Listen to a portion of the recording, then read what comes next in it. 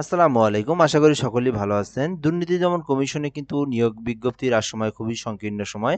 তো চাইলে এখনো যারা আবেদন করেনি, আবেদন করে রাখতে পারেন। এখানে কিন্তু ২ টা নিয়োগ বিজ্ঞপ্তি প্রকাশ করা হয়েছে। একটা হচ্ছে মাদকদ্রব্য অধিদপ্তরে, আরেকটা হচ্ছে দুর্নীতি দমন দুদকে কিন্তু নিয়োগ বিজ্ঞপ্তি প্রকাশ করা হয়েছে। অর্থাৎ ২ টাতে একটাতে নিবে ১০১ জনকে।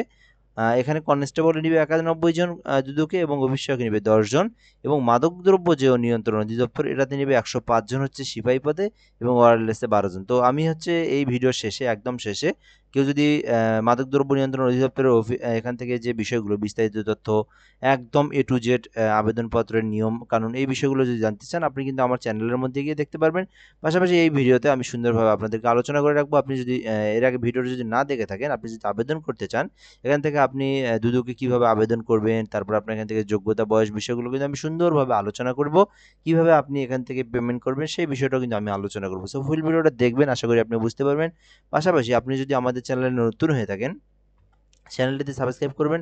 আমরা শুধু নিয়োগ প্রকাশ করি না, আমরা কিন্তু যখন যে পরীক্ষাটা হয়, পরীক্ষার আগে যখন এসএমএস আসে, সেই এসএমএস-এর পরে কিন্তু আমরা বিগত সালের প্রশ্ন যে অধিদপ্তরে, সেই অধিদপ্তরের বিগত সালের প্রশ্ন, প্রশ্নের ক্যাটাগরি, কোন ধরনের প্রশ্ন আসবে, সেই ক্যাটাগরি কিন্তু আমরা সবকিছু নিয়ে সুন্দরভাবে আমরা কিন্তু পিডিএফ আকারে কিন্তু দিয়ে দেই। কমন পিডিএফ একদম 100% কমন, সেগুলো কিন্তু আমরা পিডিএফ আকারে ফেসবুকে আমাদের এই চ্যানেলে এমআর রায়হান হাসান এই চ্যানেলে কিন্তু আপলোড করি। সো চাইলে আপনি সাবস্ক্রাইব করে রাখলে আপনি কিন্তু এগুলো পরবর্তীতে জানতে পারবেন। তো আমরা এখান থেকে কথা না বাড়িয়ে শুরু করা যাক। তো এখানে যে দুদকের যে আবেদনটা আছে সেটা হচ্ছে আপনার অনলাইনে আবেদন করতে হবে। বাংলাদেশের সকল জেলার সকল প্রার্থীরা কিন্তু আবেদন করতে পারবে। তো এটাতে কিন্তু কোনো জেলা উল্লেখ নাই। ৬৪ জেলার প্রার্থীরা আবেদন করতে পারবে। কনস্টেবল পদে একটা নিয়োগ বিজ্ঞপ্তি সবথেকে বড় যেটা ৯১ জনকে নিয়োগ দেওয়া হবে। ১৭তম গ্রেড ৯,০০০ থেকে ২১,০০০ টাকা বেতন হবে আপনার। ১৭তম গ্রেডের এটা। এটাতে শুধুমাত্র আপনার এসএসসি পাস করা থাকলে আপনি আবেদন করতে পারবেন। আরেকটা আছে সেটা হচ্ছে অফিস সহায়ক। সেটাতে আপনি আবেদন করতে পারেন ১০ জনকে নিয়োগ দেওয়া হবে। তো এটা হচ্ছে ২০তম গ্রেডের। অর্থাৎ কনস্টেবলটা ১৭তম গ্রেডের, এটা হচ্ছে ২০তম গ্রেডের। জাতীয় বেতনক্রমে এটা আপনার ৮,০০০ থেকে ২০,০০০ টাকা আরকি। অষ্টম শ্রেণী পাশ হলে আপনি অফিস সহায়ক পদে আবেদন করতে পারবেন। সো এরপরে আমরা এখান থেকে দেখব যে আবেদনের বয়স সীমাটা। তো এটা ১৮ থেকে ৩২ বছর পর্যন্ত আবেদন করতে পারবেন। আমি আবারও বলে নিই ১৮ থেকে ৩২ বছর পর্যন্ত আপনি আবেদন করতে পারবেন। তো এরপর আমরা দেখব অনলাইনে আবেদনের যে নিয়মাবলী দেওয়া আছে। তো এখানে অনলাইনে আবেদনের বিভাগীয় প্রার্থী কর্তৃক ডিপার্টমেন্ট ক্যান্ডিডেট থেকে আপনাকে কিন্তু যে আবেদনপত্র পূরণ করতে হবে এবং বিভাগীয় প্রার্থীকে মৌখিক পরীক্ষায় অংশগ্রহণ পূর্বেই সংশ্লিষ্ট কর্তৃপক্ষের নিকট হতে অনাপত্তিপত্র, অর্থাৎ আপনি যদি কোনো জায়গায় জব করে থাকেন, সরকারি বা বেসরকারি বা আধা সরকারি, সেখান থেকে কিন্তু অনাপত্তিটা নিয়ে কিন্তু তারপরে কিন্তু আসতে হবে। তো ৫ নম্বরে দেখব নিয়োগের ক্ষেত্রে সরকার এবং কমিশনের বিদ্যমান এবং পরবর্তীতে সংক্রান্ত বিধিবিধানে কোনো সংশোধন হলে তা অনুকরণ করবে। অর্থাৎ নতুন করে যদি আবারও কোনো কিছু সংশোধন বা সংস্করণ করা হয়, সেটাই কিন্তু সর্বশেষ যেটা সেটাই কিন্তু অনুসরণ করা হবে।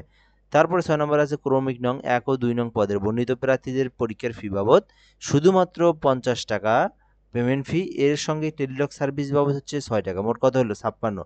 কিন্তু শুধু ৫৬ই না, অনেকে করে কি ৫৬ টাকা উঠানোর পরে বারবার পেমেন্ট করে, পেমেন্ট হয় না, দেখে যে ব্যালেন্স কম। তো এই বিষয়টা হচ্ছে কি আপনি যে ৫৬ টাকা রিচার্জ দিবেন, তার সঙ্গে আপনি আরও ৫ টাকা বা ৮ টাকা এরকম এড করবেন। কেননা ২ টা এসএমএস বাবদ, অর্থাৎ আপনার ১ম এ একটা এসএমএস দিতে হয়, সেই ক্ষেত্রে আপনার ২.৫ টাকা, পরবর্তী এসএমএসটা জন্য ২.৫ টাকা। ২ টা এসএমএস এর জন্য আপনার ৫ টাকা খরচ হয়। তাহলে ৫৬ আর ৫ এ ৬১। বাই চান্স যদি একটা এসএমএস ভুল হয়, একটু ভুল হয়, তাহলে কিন্তু আবার এসএমএস করতে হবে। ওইজন্য আপনি ৬৫ টাকা আপনি রিচার্জ দিবেন, হ্যাঁ? ৬৫ টাকা রিচার্জ দিলে কিন্তু আপনি এটাতে আবেদন করতে পারবেন। তো এটা হচ্ছে টেলিটক সার্ভিসের মাধ্যমে, টেলিটকের সিমের মধ্যে আপনাকে থাকতে হবে এবং টেলিটক সিমে আপনাকে রিচার্জ করতে হবে। তো এরপর আমরা দেখব কর্তৃপক্ষ নিয়োগ বিজ্ঞপ্তি উল্লেখিত পদের সংখ্যা কম বেশি করতে পারে। অর্থাৎ এরা কম বেশি যদি চায় তারা কিন্তু করতে পারবে। প্রার্থীর ক্ষেত্রে বয়সটা সেটা কিন্তু একদম সার্টিফিকেট অনুযায়ী ধরা হবে, অন্যথায় কিন্তু হবে না। তো নিয়োগ বিজ্ঞপ্তিতে উল্লেখিত ন্যূনতম শিক্ষাগত যোগ্যতা, অতিরিক্ত শিক্ষাগত যোগ্যতা থাকলে, অর্থাৎ এখানে আমি বিষয়টা বলে দেই, আপনি যদি এসএসসি পাস থেকে আবেদন করেন কিন্তু আপনি হচ্ছে বাস্তবে অনার্স পাস অথবা আপনি এইচএসসি পাস, শুধু এসএসসিটা আপনি এখানে সংযুক্ত করলেন, সেক্ষেত্রে পরবর্তীতে আপনার যখন চাকরিটা হবে, তারপরে আপনি মনে করেন প্রমোশন যখন হবে, সেক্ষেত্রে আপনি যতই অনার্সটা দেখান বা এইচএসসি দেখান, তারা কিন্তু সেটা গ্রাহ্য করবে না। আপনার কিন্তু ওই যে ওই এসএসসি সার্টিফিকেট দিয়ে ওই পদেই কিন্তু আপনাকে ওই মানে মনে করেন কনস্টেবলের তো পদ আছে বা পদোন্নতি আছে, আপনি কিন্তু পদোন্নতিটা সেটা পাবেন না, কোয়ালিফিকেশনটা পরবর্তীতে কিন্তু আপনি অ্যাড করতে পারবেন না, আপনার কিন্তু এটা সমস্যা হয়ে যাবে। সেই জন্য এটা ওনারা বলে দিছে আপনার যে কোয়ালিফিকেশন সেটা আপনি এখনই দিয়ে দেন। তো এরপরে হচ্ছে এখানে এসএসসি এইচএসসি সমমান পরীক্ষা অনুমোদিত বিশ্ববিদ্যালয় কর্তৃক যে সিজিপিএটা দিতে হবে এখান থেকে সুন্দরভাবে। মৌখিক পরীক্ষার সময় জাতীয় পরিচয়পত্র আবশ্যিকভাবে দাখিল করতে হবে এবং এই বিষয়টা এখানে সুন্দর করে দেওয়া আছে, কোনো প্রকার টিএডিএ দেওয়া হবে না। তো আবেদন সংক্রান্ত তথ্যাবলীগুলো দেওয়া আছে। আপনি যদি নিজেই আবেদন করতে চান, আপনার যদি একটা ল্যাপটপ, পিসি, কম্পিউটার যে কোনো ডিভাইস থেকে থাকে, আপনি কিন্তু acc-tele2.com.bd এই ওয়েবসাইট থেকে আপনি আবেদন করতে পারবেন। এটার সময়সীমা হলো 11ই সেপ্টেম্বর পর্যন্ত আছে, এর মধ্যে আপনারা আবেদন করতে পারবেন। সো আবেদনের জন্য আপনাকে কিভাবে, আপনি যদি আমাদের সঙ্গে যোগাযোগ করেন তা আবেদন করতে পারবেন। আমাদের সঙ্গে যোগাযোগের সিস্টেমটা হচ্ছে, আমরা একটা হোয়াটসঅ্যাপ নাম্বার দিয়ে রাখছি, এই নাম্বারে যদি আপনি যোগাযোগ করেন আপনি কিন্তু আমাদের সঙ্গে আমাদের কাছ থেকে আবেদন করে নিতে পারবেন। সো আবেদনের জন্য 017758303012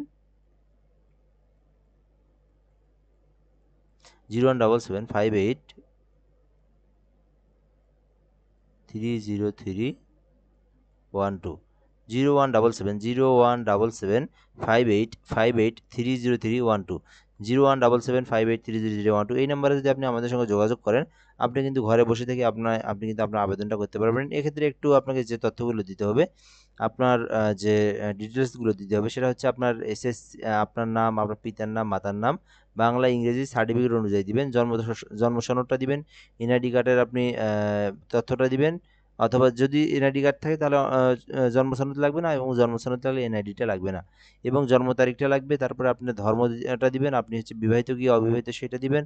তারপর এখান থেকে আপনি আপনার যে আরও যে তথ্যগুলো আছে, আপনি কোটা যদি আপনার থেকে থাকে কোটা দিবেন আপনি। আপনি যদি কোনো জায়গায় জব করে থাকেন, সেই জব, আপনি যদি সরকারি কোনো একটা জবে যদি রানিং থাকেন সেটা দিবেন, আর না থাকলে তো নাই। সচল একটা মোবাইল নাম্বার দিবেন, এরপরে আপনার জেলা দিবেন, আপনার উপজেলা দিবেন, পোস্ট অফিস দিবেন, পোস্ট কোড দিবেন।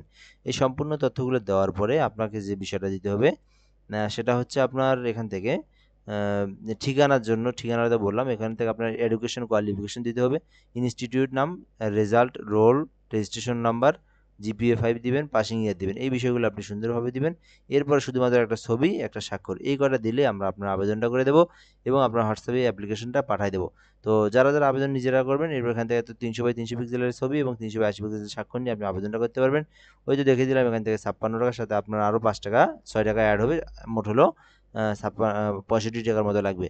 সো ভিডিও পর্যন্ত এই বিষয়টা এখান থেকে এই পর্যন্ত দেওয়া ছিল, এগুলো বাকিগুলো কোনো কিছু দরকার নাই। তো এগুলো হচ্ছে আপনি যে পয়েন্ট সিস্টেম কীভাবে প্রশ্ন আসবে সেই বিষয়গুলো দেওয়া আছে। এখানে আপনার লিখিত এমসিকিউ যেটা হবে সেটা হচ্ছে বাংলা ইংরেজি সাধারণ গণিত মিলে ৭০ মার্ক এবং মৌখিক পরীক্ষায় 100 মার্ক। এগুলো আপনার পরে দেখিয়েন, যাই হোক। তো এখান থেকে শুধুমাত্র আপনার উচ্চতা, শারীরিক যোগ্যতাটা দেখে নেন। এখান থেকে পুরুষদের জন্য আপনার 168 সেন্টিমিটার এবং নারীদের জন্য 161 সেন্টিমিটার, তৃতীয় লিঙ্গের জন্য হচ্ছে 161 সেন্টিমিটার উচ্চতা থাকতে হবে এবং দৃষ্টিসীমা 6/6 থাকতে হবে, চশমা ছাড়াই। তো এই বিষয়গুলো এ পর্যন্তই। এখান থেকে হচ্ছে আপনার 2 নং কর্মীদের অফিসের জন্য বিষয়টা দেখে নেন। তো ভিডিও এ পর্যন্তই ছিল, ভালো থাকবেন, ধন্যবাদ। যে কোনো কিছু জানতে চাইলে কমেন্ট বক্সে জানাবেন, আবেদন করলে আমাদের সঙ্গে যুক্ত হয়ে আবেদন করবেন এবং অবশ্যই পাশাপাশি আপনি অবশ্যই চ্যানেলটাতে সাবস্ক্রাইব করে রাখবেন। আসসালামু আলাইকুম।